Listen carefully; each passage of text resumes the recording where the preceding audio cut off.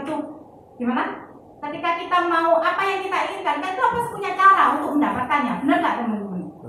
Why-nya kita itu apa? Harus lebih kuat, benar nggak? Kalau kita pingin apapun biarpun nggak bisa, prioritas kita di mana? Kayak kemarin ikut seminarnya yang kemarin itu ikut nggak ya?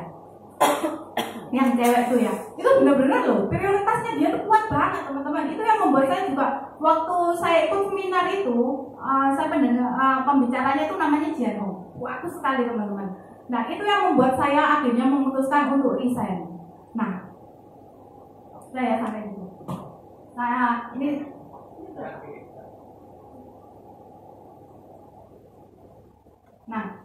teman-teman yang membuat saya untuk di Prudential itu ketika waktu itu kalau saya kerja di karyawan otomatis kan saya dari pagi sampai sore saya mesti dicancang di kantor ya teman-teman ya. Saya nggak bisa pergi mau kemana-kemana kan nggak bisa. Jadi waktu saya join awal-awal kan saya masih belum full time. Jadi waktu itu saya ketika saya telepon sama manajer, Cek mana? Terus judul saya, ini kita lagi makan-makan dulu, enak ya mereka lagi makan-makan aku nih kan, ayo yuk ke sini yuk. Wah ngece ini. Jadi nggak mungkin tuh aja saya di kantor, saya ikut kan nggak mungkin saya bilang gitu. Terus dia bilang itu, makanya ini full time. Nah, ketika saya memutuskan full time itu tadi, ketika saya mendengarkan Jian Hong itu berbicara begini teman-teman. Kita kerja dari pagi 24 jam, Tuhan memberikan kita waktu satu hari 24 jam. Untuk tidur kita berapa teman-teman? 8 jam ya. Untuk bekerja 8 jam, itu sudah 16 jam. Terus sisanya kemana teman-teman? 8 jam kemana? Ngopi ya. Nah, waktu kita mau berusaha berapa waktu, misalkan waktu kita sudah dipotong untuk tidur 8 jam, berarti sisa 16 jam. Nah, 16 jam ini kita bisa pergunakan untuk bekerja, untuk bermain dan sebagainya. Itu waktu kita bisa kita gunakan seperti itu. Nah, bagaimana kita bisa memanage waktu kita? Nah, ketika waktu saya join di Prudential ini teman-teman, ketika saya mau memutuskan resign, saya juga bingung kalau saya keluar dari perusahaan itu, otomatis kan saya dari pagi saya harus keluar ke rumah. Tetap saya harus keluar ke rumah, saya harus keluar terus saya harus bertemu dengan siapa? Benar nggak teman-teman?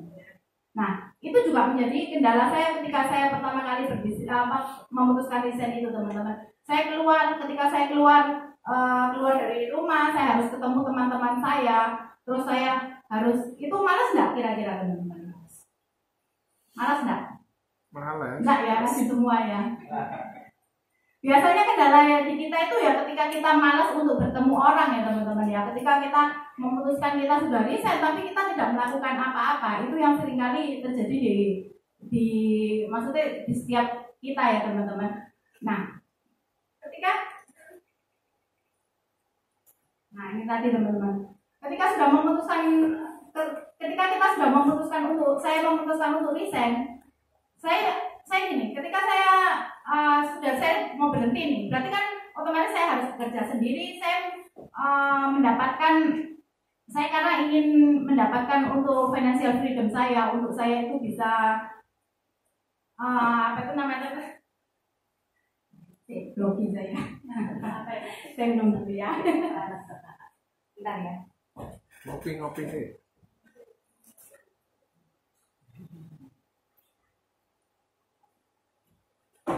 Sorry teman-teman. Jadi kebebasan finansial yang saya cari ketika saya bisa bekerja sendiri, apapun yang kita kerjakan teman-teman, kalau kita dengan semangat kita melakukan, apa sih yang nggak bisa? Tuhan aja loh berfirman, burung pipit di udara kita pelihara. Masa sih kita kerja, kita ketemu orang, kita nggak bisa closing? Kalau kita mau, benar-benar mau ya teman-teman, saya rasa nggak mungkin nggak ada yang bisa.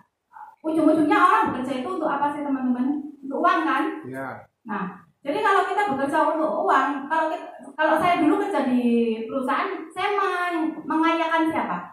Bos saya kan. Saya kerja dari waktu yang income-nya ya segitu-segitu aja, gajinya ya segitu-segitu aja. Paling 1 tahun naiknya cuma 1 kali aja kan.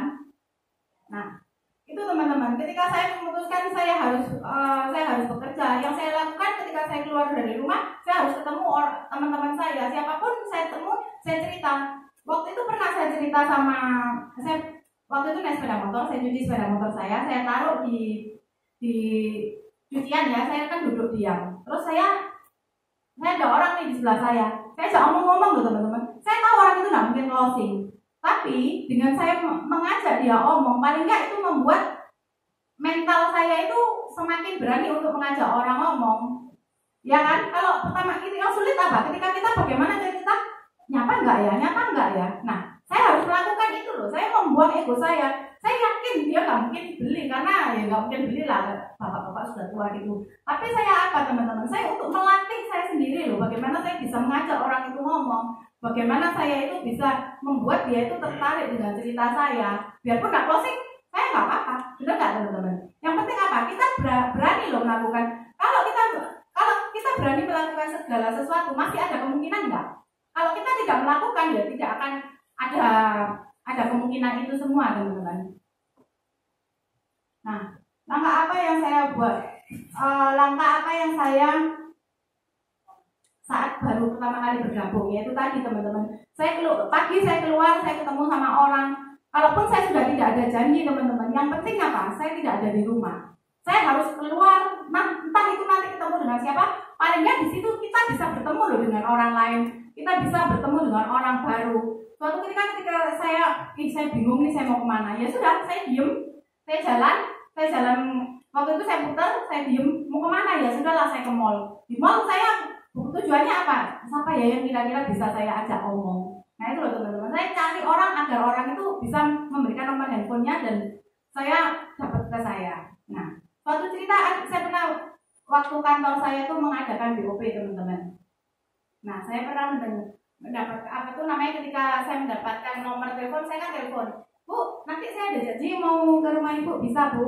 Orang itu, oh ya silakan, nggak apa-apa, dia bilang gitu.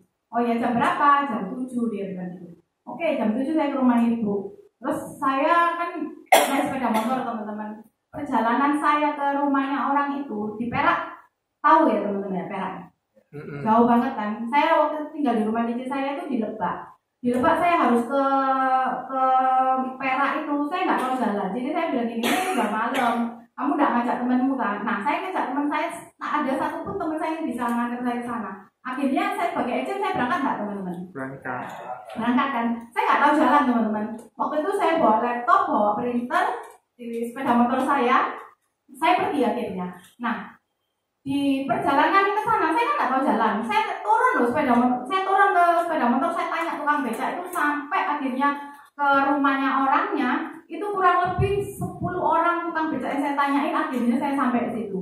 Sampai di depan rumahnya orangnya teman-teman, ting dong saya kan ngebel, terus dia keluar nih.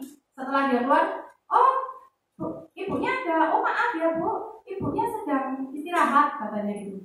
Oh iya tapi saya sudah janji Pak. Oh iya, soalnya anaknya rewel. Nah, sebagai agent kita di mana teman-teman? Senyum aja kan? Oh iya Pak, terima kasih, nggak apa-apa, saya bilang gitu.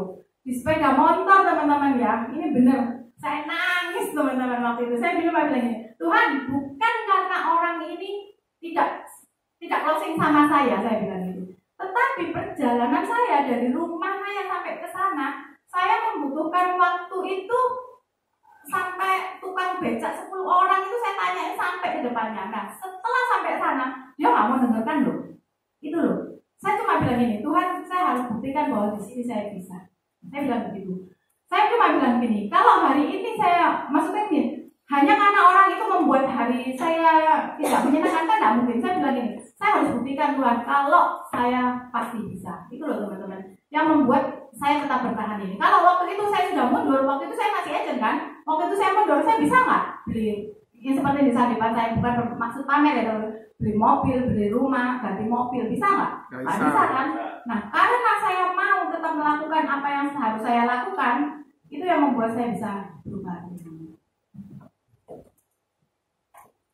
Nah, ini tadi berani bayar harga, benar-benar berani bayar harga ya teman-teman ya. Dulu kalau saya waktu liburan, waktu apa, saya nggak pernah istilahnya mengejar kerja kan. Kemarin kalau jadi karyawan ya saya kerja dari pagi sampai sore, setelah itu ya saya sudah nggak ada kerja lagi. Tapi ketika saya di sini, ketika saya bekerja, saya nggak lagi main-main sama teman-teman saya, waktu luang saya jalan-jalan itu sudah nggak ada teman-teman. Jadi waktu saya benar-benar saya gunakan untuk prudensial, untuk prospek teman-teman saya. Jadi saya benar-benar udah, saya nggak mau waktu saya cuma kongko-kongko aja nggak, tapi saya gunakan untuk saya mendekati teman-teman saya, untuk saya prospek teman-teman. Nah, ini teman-teman ini sangat penting. Bagaimana kita mencintai pekerjaan kita? Nah, itu yang sangat penting. Biasanya kalau kita pacaran, kita mencintai nggak pasangan kita? Mencintai kan? Apapun kan pasti dilakukan, benar nggak? Iya. Nah, betul. Oh, nggak juga ya? Nggak juga. Kalau kita mencintai teman-teman, berarti kan kita harus mau melakukan apapun untuk itu kan? Itu loh. Banyak orang yang gagal di bisnis ini kenapa teman-teman? Karena dia kurang mencintai pekerjaan ini kan. Dia merasa, oh saya sudah ditolak ya, sudahlah saya ditolak ini, sudahlah. Padahal dia baru ditolak 10 orang, belum yang ke-11. Yang ke-11 mau closing loh teman-teman. Tapi karena dia nggak mencintai, ya sudah, EGP, benar nggak? Itu loh. Makanya kita harus mencintai pekerjaan kita. Kalau kita mencintai pekerjaan kita, apapun akan kita lakukan, benar nggak? Anggaplah pekerjaan kita ini sebagai pasangan kita, karena dengan kita mencintai pekerjaan ini, kita akan melakukan apapun untuk pekerjaan ini, teman-teman. Nah, gangguan apa teman-teman yang sering kita hadapi di sini? Malas ya. Paling sering itu apa? Malas ya. Saya janjian itu misalkan, ya sudah saya janjian ya nanti. Ini kok panas ya? Nah, jadi wes nanti ya. Dari pagi janjian jam 10, nantilah jam 12, setelah jam 12, nantilah jam 3, lah sore aja ya, nggak sore, malam aja ya, wadah besok pagi aja kan gitu ya. Itu loh teman-teman, gangguan-gangguan kecil itu yang seringkali membuat kita itu nggak bisa melakukan apapun yang kita inginkan, benar nggak? Ketika kita mau melakukan ini, kita diamat, oh nanti aja ya, itu loh yang sering kali kita lakukan itu. Ketika kita menghadapi itu, kita sering melakukan hal-hal yang sebetulnya tidak boleh kita lakukan. Contohnya, kalau kita sudah janjian sama orang ya kita harus belajar menepati. Saya punya nasabah itu teman-teman, waktu tahun 2010, yaitu saya direferensiin nasabah saya, itu yang mengantarkan saya waktu itu Star Club ke Paris. Saya minta referensi itu yang paling gampang teman-teman. Jadi saya minta referensi sama nasabah saya untuk dikenalkan. Nah, waktu itu dia menggunakan saya sama teman pekerjaannya dia, sama-sama bisnis gitu. Nah, saya datang ke situ. Nah, kalau misalkan saya ketika terlambat, dia langsung bilang begini loh. Saya telepon di jalan, Pak Yudi maaf ya, saya agak terlambat karena ini agak macet. Ya padahal terlambatnya cuma sekitar 5 menitan. Dia bilang gini, terakhir dia bilang gini, saya senang loh Yul sama kamu karena kamu tuh selalu on time. Itu loh teman-teman. Kita di agent itu yang penting adalah kita ketepatan waktu. Saya pernah mendengarkan sharing, nggak tahu dari siapa waktu itu, dia bilang gini, dia janjian sama agent nih, agent ini janjian, tapi dia molornya itu bisa 1 jam. Bete loh, orang mau dengerin presentasi kita udah nggak mau, karena apa? Orang ini janjian tapi jamnya itu kacau. Nah itu loh teman-teman, kita harus selalu on time. Kenapa? Ketika kita melakukan on time, orang itu akan senang untuk, maksudnya dia merasa untuk dihargai, benar nggak? Karena waktu itu sangat-sangat penting bagi kita di bisnis ini teman-teman. Nah di kantor saya pun itu pun kita dipaksa untuk on time. Kita biasanya orang sanguin itu kan banyak yang nggak bisa on time ya. Kantor saya itu banyak yang sanguin, tapi kita bisa on time. Kenapa? Karena kita dipaksa loh teman-teman. Kita harus mau melakukan. Kalau jadi kita buatlah kelas pada diri kita agar kita bisa gini. Ya udah, kalau saya harus training jam 10 ya kita jam 10 kurang 5 kita paling enggak sudah nyampe di kantor. Kenapa? Dengan waktu itu kita, karena time is money itu benar lah teman-teman. Kadang-kadang kalau kita bisa gini. Saya punya agent itu saya udah bilang, kamu coba prospek cicilmu gini. Dia tuh nggak prospek teman-teman. Setelah 1 bulan setelah dia jadi agent, dia baru telepon agentnya. Loh cicikku loh, baru loh minggu kemarin dia jadi agent. Itu loh. Ya karena apa teman-teman? Waktu juga. Waktu itu yang benar-benar kita harus belajar untuk kita memanage waktu kita dengan baik. Nah, penyebab gangguan itu yang terutama apa teman-teman? Seringkali apa? Tegang semua ya di sini.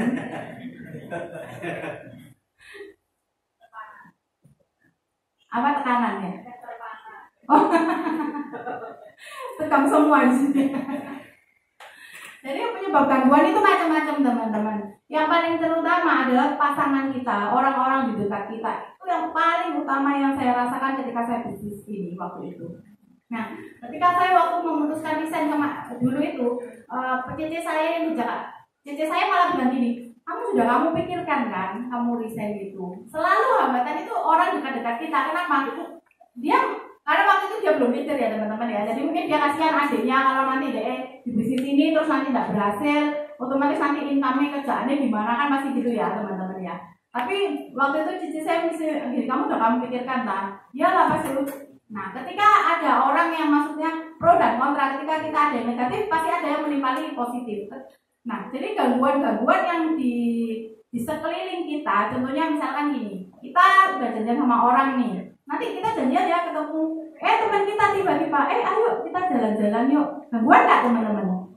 Gangguan toh. Nah, bagaimana cara kita untuk kita bisa, maksudnya kita jangan ngikutin gangguan itu, tapi lakukan hal yang memang harus kita lakukan. Ketika kita sudah janji dengan orang ya kita lakukan dengan janji yang berhubungan dengan pekerjaan kita.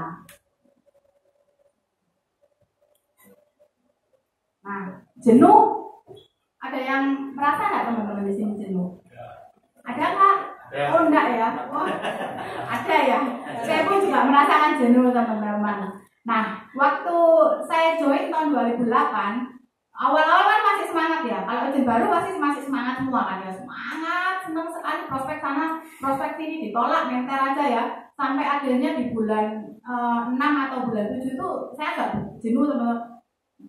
Ya itu tadi ada gangguan juga sih teman-teman kantor gini, ayo kita jalan-jalan. Nah, agent senang ya, oke jalan. Lupa, omset ini lupa, bener-bener lupa waktu itu. Nah, terus ketika saya sudah melakukan di tengah-tengah jalan, leader saya ngomong gini, apa yang ingin kamu capai dalam tahun ini? Dia bilang gitu.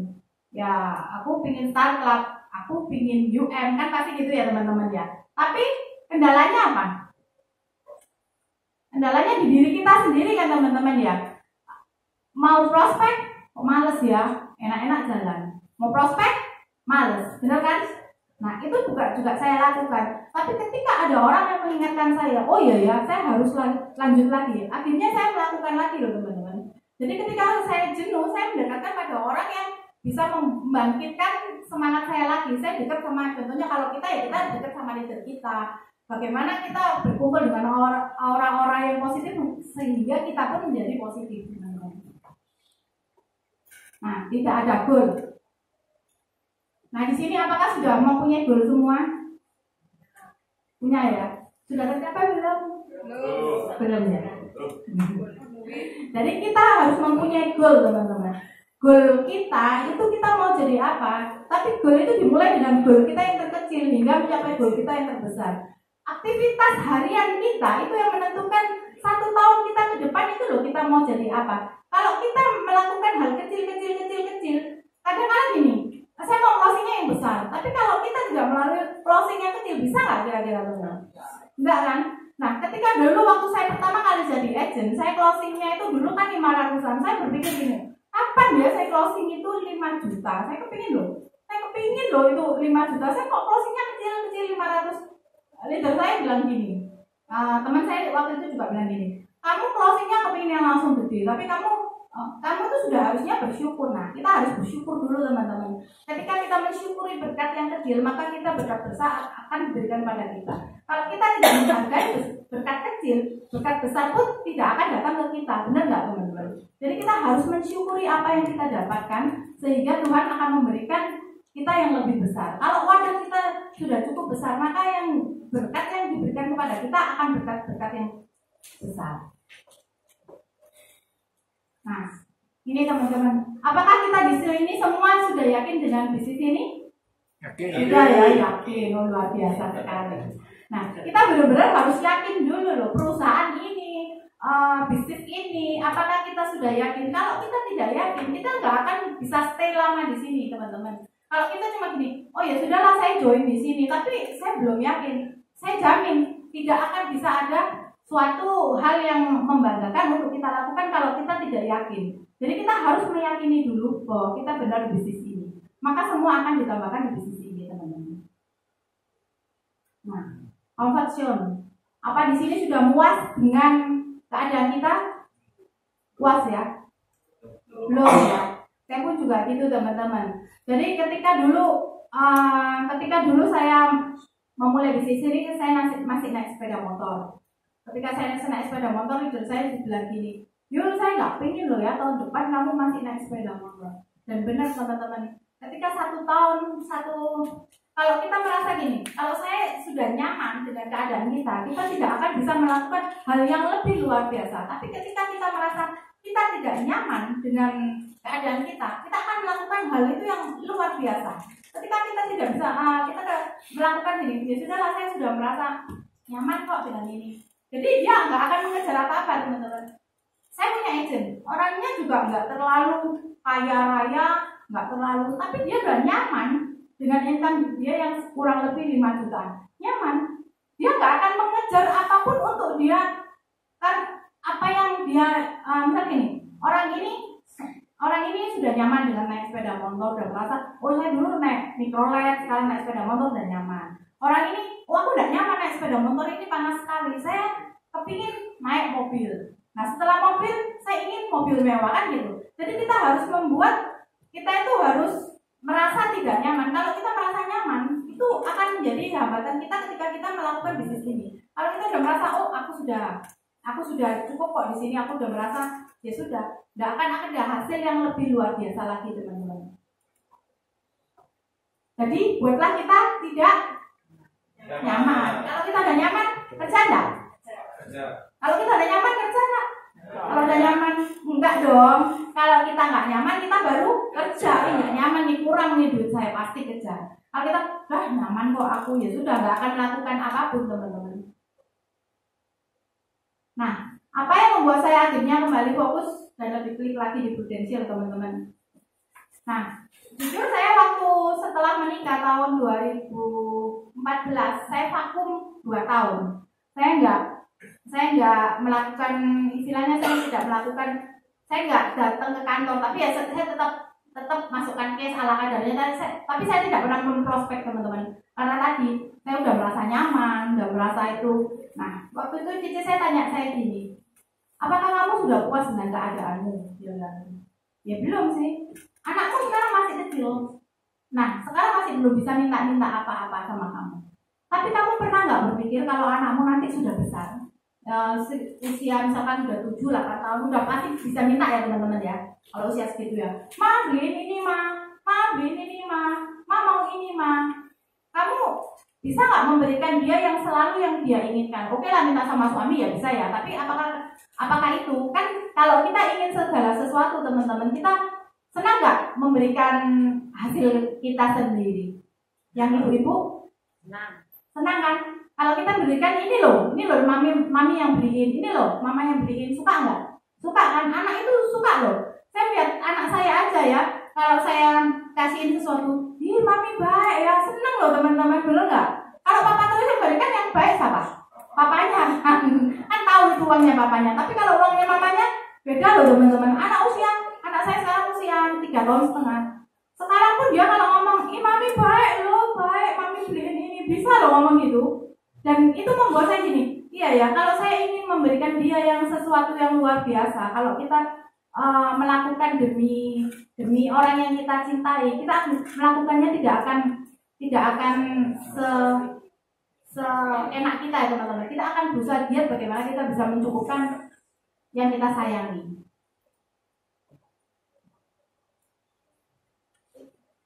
Jadi teman-teman, menciptakan keinginan yang kuat jangka pendek. Jadi gini, dalam jangka pendek kita ingin apa? Misalkan kita, ya tadi saya katakan, kalau kita dalam 1 tahun kita breakdown lah, dari bulan ini kita harus berapa, minggu ini kita berapa, hari ini kita harus berapa. Nah, kita mendapatkan hasil adalah karena apa yang kita lakukan setiap hari, bukan apa yang kita lakukan langsung 1 bulan langsung terjadi, bukan loh, teman-teman. Dari aktivitas kita harian itu adalah yang menentukan nanti goal bagaimana, goal kita nanti bulan ini bagaimana, goal kita tahun ini bagaimana, dan apa yang mau menjadi kita, yang kita capai dalam tahun ini kita apa. Itu yang harus kita buat untuk goal kita dari pendek menjadi ke panjang. Nah, ini tadi menciptakan goal yang kuat jangka panjang. Misalkan gini, oh jangka panjang saya kepingin apa? Saya harus mempunyai tim yang misalkan seberapa besar. Kita harus menentukan apa yang jadi kita harus jangan asal bilang gini, beli mobil yang harganya berapa. Kita harus tahu loh teman-teman.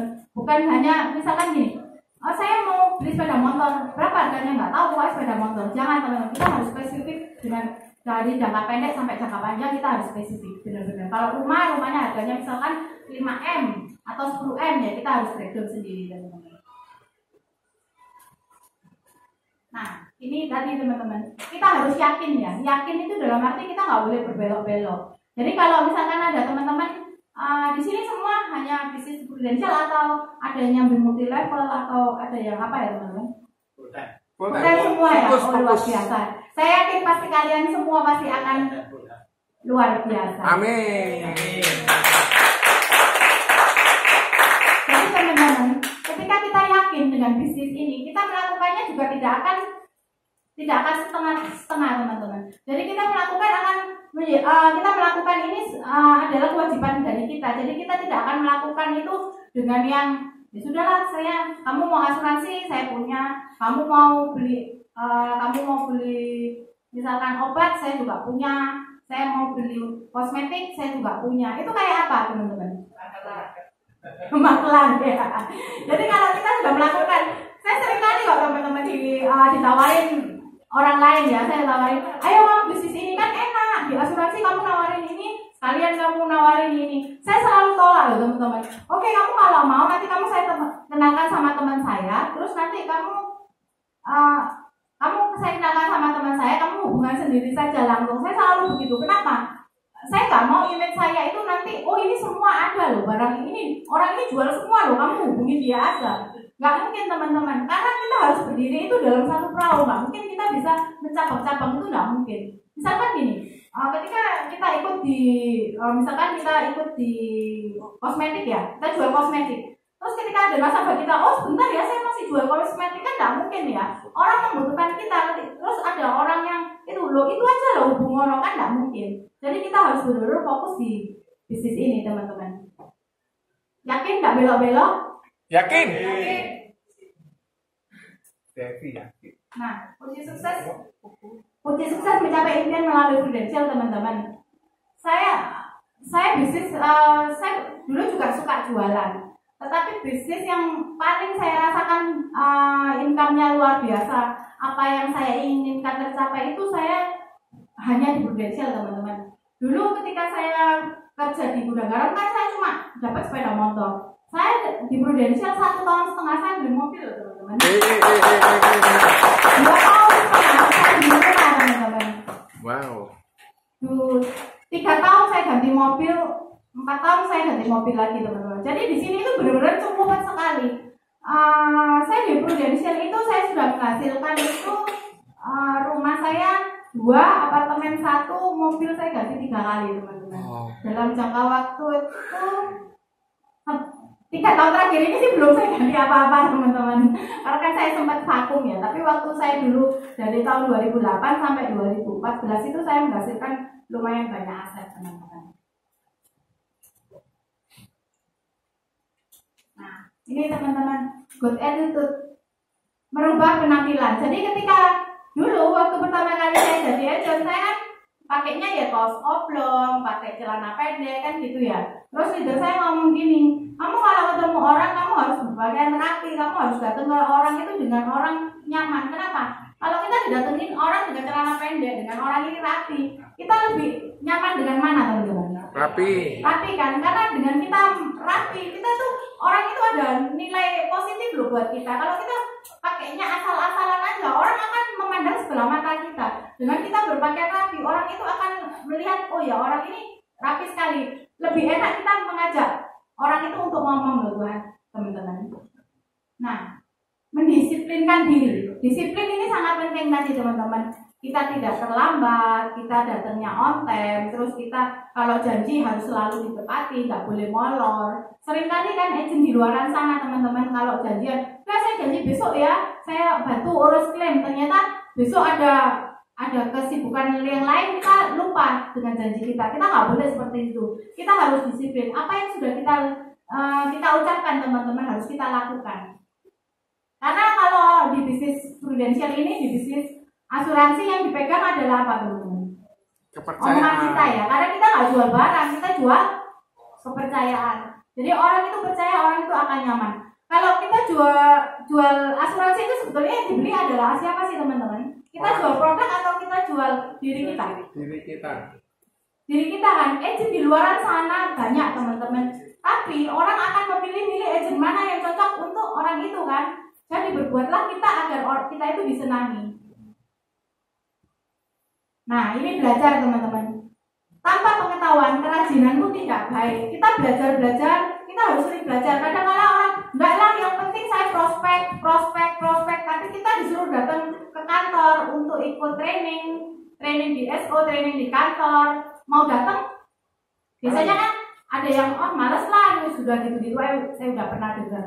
Itu kalau saya teman-teman, siapapun orang yang berbicara di depan, biarpun itu agent yang baru, kadang kita mendapatkan sesuatu loh, benar nggak? Ketika kita datang ke M2, M3, kita datang, kita dengarkan orang sharing yang closing, pembicara, biarpun orang itu kadang, orang itu lagi, kita pasti ada mendapatkan sesuatu loh. Jadi kenapa? Jadi kita harus belajar untuk kita mau belajar. Kalau kita nggak pernah mau belajar, karena perkembangan dunia ini kan juga beradaptasi ya teman-teman. Ingat Nokia ya, Nokia kan juga saya merasa saya kan raja seluler ya, jadi saya nggak mau beradaptasi, akhirnya apa?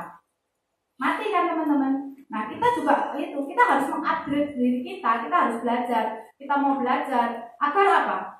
Agar ilmu kita bertambah. Kita prospek orang, kalau kita ditanyain, kalau kita nggak bisa jawab gimana? Malu kan teman-teman. Jadi kita harus belajar. Kita cuma nawarin orang tanpa kita belajar, bisa nggak kira-kira?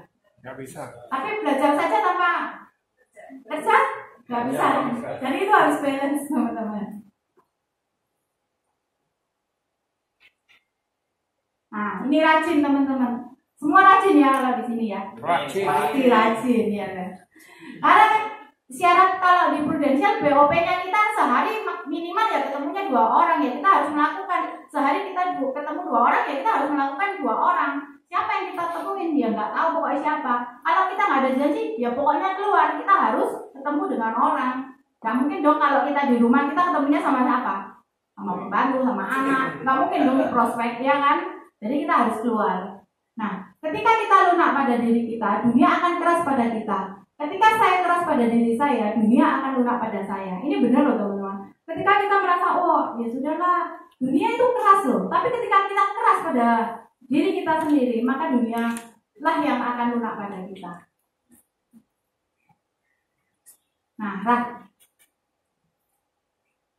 Nah, bersyukur dan bersukacita selalu teman-teman. Ketika kita bersyukur, berkat itu akan dicurahkan. Ketika kita mengeluh sendiri, hari ini saya nggak closing, mengeluh. Yang terjadi apa? Kita sudah teman-teman. Ketika kita ditolak orang, kita mau, saya bersyukur orang itu sudah mau mendengarkan saya. Pasti ada segi positif yang kita dapat ketika kita selalu mengucap syukur. Ketika kita mengucap syukur, berkat-berkat itu yang belum Tuhan berikan pada kita, Dia akan memberikannya. Kalau kita selalu mengeluh, berkat itu akan menjauh teman-teman. Nah, positive thinking itu penting sekali teman-teman. Ketika kita telepon teman kita ya, saya telepon teman saya, bentar saya janjian, repot lah, terus besok lagi telepon lagi, orang ini pasti menghindar. Kita nggak boleh berpikiran seperti itu teman-teman. Tapi kita berpikir positif, ya mungkin dia memang repot, besoklah saya temuin lagi. Kalau misalkan besok dia nggak bisa, besoknya lagi kita temuin lagi teman-teman. Nggak bisa lagi, kita positive thinking, jangan menghindar ya. Jadi kita harus berpikirnya secara positif. Agar apa? Orang positif sama negatif penting nggak teman-teman? Penting loh. Seringkali kadang kalau saya lihat ya teman-teman ya, kalau leader atau itu di WA itu apa? Auranya apa? Selalu apa? Positif kan? Pernah nggak teman-teman melihat orang, misalkan orang pasang status WA atau apa yang misalkan negatif? Enak nggak kita melihatnya? Enak mana? Enak yang positif kan? Nah, seringkali orang di luar sana teman-teman nulis status di WA itu yang jelek, yang negatif, yang ngomongin orang, itu nggak boleh kita lakukan teman-teman. Kenapa? Karena ketika kita mengomong yang negatif, maka itu akan berbalik pada kita. Seperti gaungan apa itu namanya? Ketika kita ngomong di sebuah ruangan yang tertutup, gong. Ketika gong itu akan kembali kemana? Ke kita sendiri kan? Begitu pula juga kita. Ketika kita ngomong positif, yang keluar apa sih? Pasti apa? Positif. Ketika kita ngomong negatif, yang keluar negatif. Maka ngomonglah yang positif. Nah, gambaran visi dan misi tadi di sini sudah jelas ya teman-teman ya. Visinya di kantor ini juga, visinya kita di Prudential itu apa dan misi kita itu apa, sudah jelas ya teman-teman ya. Kita berusaha membantu orang, kita membuat orang itu menjadi lebih baik lagi. Nah, ini saya sedikit ada video untuk dilihat ya.